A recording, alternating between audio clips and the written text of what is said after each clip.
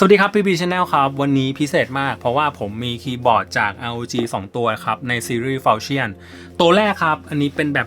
65% นะครับตัว Falchion S HFX Saiwu Edition นะครับคือก็เป็นคีย์บอร์ด S HFX ธรรมดาเลยนะครับแล้วก็เขาได้ทำการคอลแลบกับ Saiwu Pro Counter Strike ชื่อดังนะครับในการนำกิมมิคต่างๆของ Saiwu มาอยู่บนคีย์บอร์ดตัวนี้ส่วนอีกตัวหนึ่งครับ Falchion S75HE นะครับอันนี้เป็นแบบ 75% นะครับแล้วก็มาพร้อมกับสีแดงตัวนี้นะครับคือถ้าเกิดเราพูดในเรื่องของขนาดแน่นอนมันแตกต่างกันอยู่แล้วนะครับแต่เพื่อนๆจะเหมาะกับคีย์บอร์ดตัวไหนแล้วก็ผมอยากจะเล่านิดนึงอันนี้สปอยก่อนเริ่มคลิปนะครับคือตั้งแต่ผมรีวิวพวกเกมมิ่งคีย์บอร์ดมาเนี่ย ROG เป็นแบรนด์เดียวที่จะมีอะไรแตกต่างกับแบรนด์อื่นๆเสมอนะครับหลายๆอย่างที่ผมเจอใน2ตัวเนี่ยเป็นครั้งแรกที่ผมเจอเหมือนกันซึ่งคลิปนี้ผมจะเล่าให้ฟังทั้งหมดนะครับว่ามันดียังไงมันเก่งยังไงแล้วก็มันมีอะไรที่แปลกครับซึ่งอยากให้ดูครับเพราะว่า ROG ต้องชื่นชมครับเขามีอะไรใหม่ๆมานำเสนอเราตลอดเวลานะครับโอเคไปดูกันครับ It's all about humanity.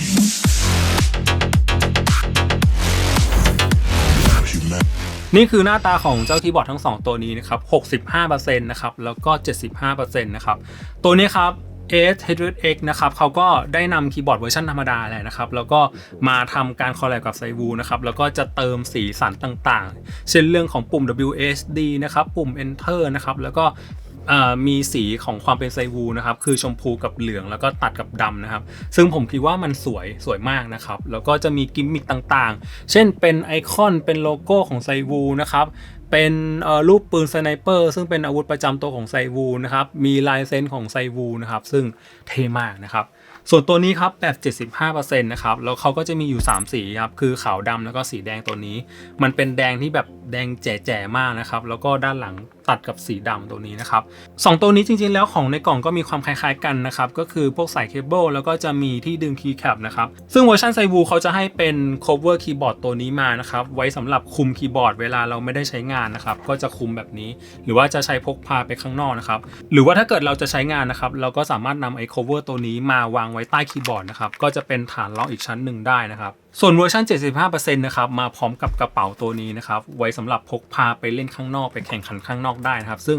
แข็งแรงมากแน่นอนครับด้วยความที่ขนาดต่างกันนะครับ 65% กับ 75% 65% ก็ค่อนข้างมีความกระทัดรัดมากนะครับก็สำหรับสายจริงจังเกมมิ่งนะครับแล้วก็ไม่ได้แบบทำงานมากมายนะครับใช้เล่นเกมอย่างเดียวเพราะว่าคีย์บอร์ดตัวนี้มันจะมีไซส์ที่ค่อนข้างกระทัดรัดนะครับก็จะมีพื้นที่ด้านขวาไว้ให้เราได้ใช้งานเมาส์อีกเพียบเลยนะครับแล้วก็แบบ 75% นะครับแน่นอนมันก็จะใช้งานได้ง่ายกว่านะครับมีเรื่องของ F Pro นะครับแล้วก็ตัวนี้เพื่อนๆสังเกตเรื่องของ layout นะปุ่มแต่ละปุ่มมันจะมีความชิดกันมากๆเลยเพราะฉะนั้นไซส์ของคีย์บอร์ดตัวนี้มันก็ไม่ได้ใหญ่มากนะครับสามารถใช้พกพาไปแข่งขันข้างนอกได้นะครับเพราะว่าปุ่มแต่ละปุ่มมันมีความชิดกันมากๆนะครับแล้วก็สิ่งที่เหมือนกันในซีรีส์ Falchion นะครับคือเขาจะมีขาปรับระดับที่สามารถปรับเพิ่มได้2ระดับนะครับก็เป็นความชันที่ค่อนข้างโอเคนะครับแล้วก็แบบ 65% เขาจะมียางลากยาวตรงนี้เลยดำๆตรงนี้คือยางนะครับเพราะฉะนั้นเวลาวางไว้บนโต๊ะคีย์บอร์ดตัวนี้จะค่อนข้างหนึบมากๆนะครับส่วนแบบ 75% ก็มีขาปรับระดับ2ระดับเหมือนกันนะครับแล้วก็ยางสีแดงตรงนี้คือยางนะครับมันก็จะแปะเป็นจุดๆไม่ได้ลากยาวเหมือนแบบ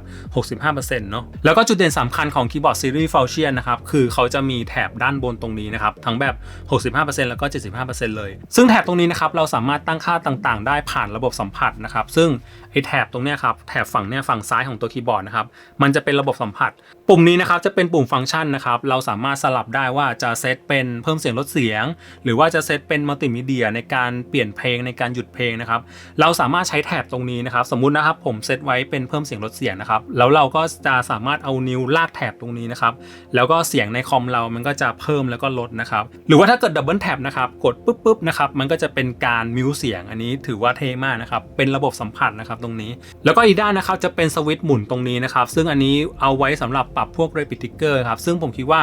อาจจะปรับค่อนข้างยากไปนิดนึงผมแนะนำให้ปรับผ่านเว็บน่าจะสะดวกกว่าแล้วก็ไวกว่านะครับซึ่งทั้ง2ตัวนี้ครับฟังก์ชันการทำงานคล้ายๆกันนะครับแต่แบบ 65% นะครับจะมีรู Type C อยู่2รูนะครับซึ่งเพื่อนๆสามารถเลือกได้ว่าเพื่อนๆจะเอาสายเคเบิลเสียบตรงนี้หรือว่าจะเสียบตรงนี้นะครับอันนี้เป็นความเจ๋งของแบบ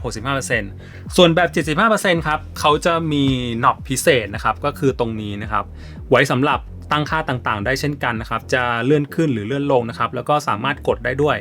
นะครับซึ่งเราสามารถเซตค่าต่างๆผ่านในซอฟต์แวร์ Gearlink นะครับเป็นซอฟต์แวร์ตัวใหม่ของทาง ROG นะครับเราไม่ต้องลง Armoury Crest ในเครื่องแล้วอันนี้เป็นความดีงามมากๆครับ Gearlink โคตรดีนะครับ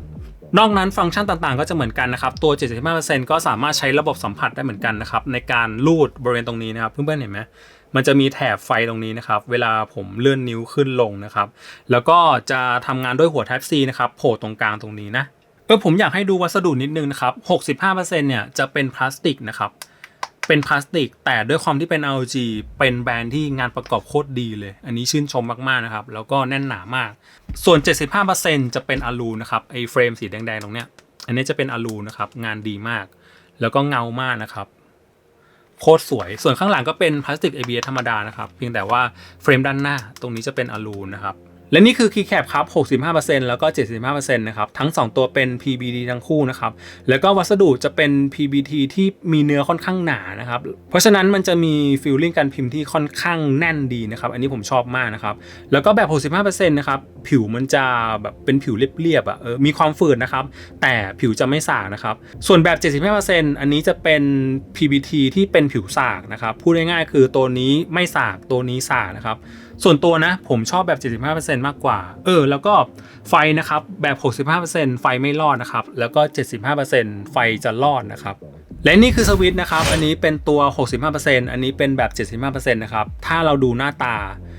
มันเหมือนกันเดะเลยนะถ้าดูหน้าตาเหมือนกันเดะเลยนะแต่ข้างล่างจะมีความแตกต่างกันนะครับ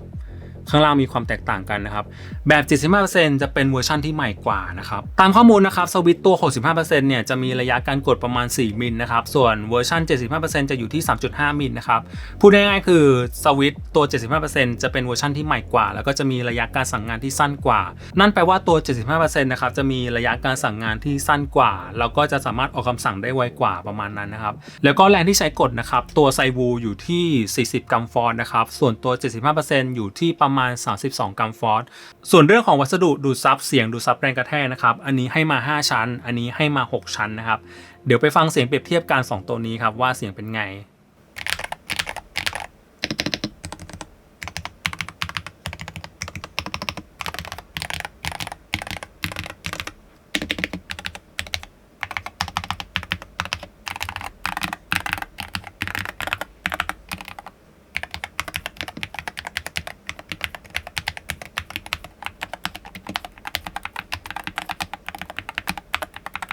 ความดีงามของการตั้งค่านะครับเราไม่ต้องลง Armoury Crest แล้วนะครับเพราะว่าตอนนี้ ASUS สามารถใช้ Gearlink นะครับตั้งค่าผ่านเว็บได้แล้วอันนี้เป็นเรื่องที่น่ายินดีมากนะครับซึ่งคีย์บอร์ดทั้ง2ตัวเนี่ยซอฟต์แวร์มันหน้าตาคล้ายๆกันนะครับเพียงแต่ว่าตัว 75% อาจจะมีฟังก์ชันบางอย่างที่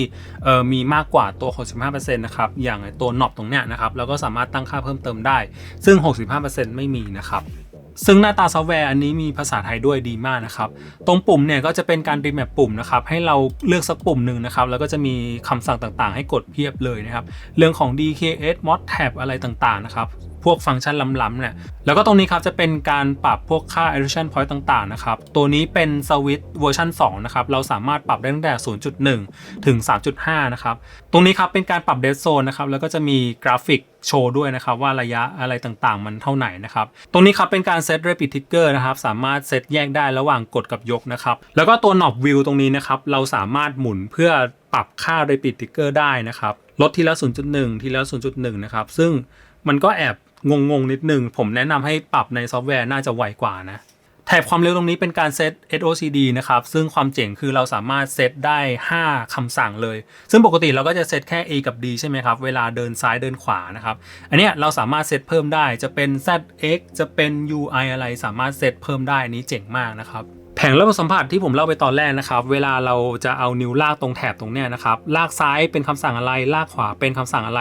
ดับเบิลแท็บเป็นคำสั่งอะไรนะครับซึ่งอันนี้สมมุตินะครับเราเซตไว้ที่เพิ่มเสียงลดเสียงนะครับถ้าผมปัดไปทางนี้ก็จะเป็นการลดเสียงถ้าผมปัดไปทางนี้ก็จะเป็นการเพิ่มเสียงถ้าผมดับเบิลแท็บปุ๊บก็จะเป็นการมิวเสียงนะครับเขาทำงานประมาณนี้นะครับเป็นระบบสัมผัสซึ่งเราสามารถเลือกได้4คำสั่งหลักๆนะครับเช่นเรื่องของเพิ่มเสียงลดเสียงนะครับเรื่องของการเปลี่ยนเพลงเรื่องของการปรับความสว่างของไฟนะครับแล้วก็จะเป็น Custom Mode นะครับมันติวิวครับก็คือการตั้งค่าตรง Knob View ตรงนี้แหละเรื่องของไฟมีหลายโหมดมากนะครับแล้วก็ตัว 75% นะครับไฟจะลอดตรง Keycap ตรงนี้นะครับ ส่วน 65% ไฟจะไม่รอดนะประสิทธิภาพการทำงานก็เรื่องของ polling rate นะครับสูงสุดที่ 8,000 ครับแน่นอนครับเพื่อนๆคงจะมีคำถามอยู่ในใจครับว่าเราควรจะเลือกตัวไหนดีซึ่งคำตอบมันง่ายมากๆนะครับเพื่อนๆเป็นคนเล่นเกมอย่างเดียวไหมทำงานไหมถ้าเล่นเกมอย่างเดียวนะครับผมก็อยากจะแนะนำตัวนี้เพราะว่า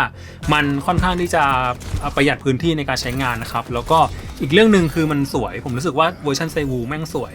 วยกว่าเวอร์ชันธรรมดาเยอะเลยมีลูกเล่นอะไรต่างๆเพียบเลยคือมันเป็นคีย์บอร์ดที่เวลาวางไว้บนโต๊ะหรือว่าพกพาไปแข่งอ่ะมันจะเป็นจุดเด่นมากเลยเพราะความสวยของเขา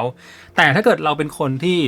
ทำงานอยากจะได้คีย์บอร์ดที่มีคีย์เยอะๆหน่อยแล้วก็พื้นที่ไม่ได้มีขนาดที่ใหญ่มากนักนะครับ 75% ตัวนี้ผมรู้สึกว่า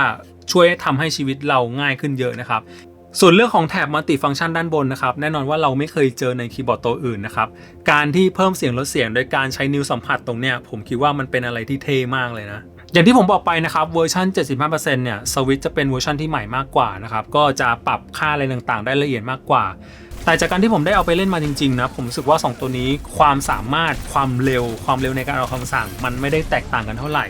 แต่มันก็อาจจะแตกต่างกันเรื่องของผิวสัมผัสของคีย์แคปนะครับอย่างที่บอกเวอร์ชัน 75% ผิวมันจะมีความสักๆมากกว่าผมรู้สึกว่ามันมีความติดนิ้วมากกว่าแล้วก็อีกเรื่องที่ชื่นชมนะครับคือสวิตช์ของคีย์บอร์ดทั้ง2ตัวนี้นะครับถึงแม้ตัวนี้จะเป็นสวิตช์เวอร์ชันเก่าแต่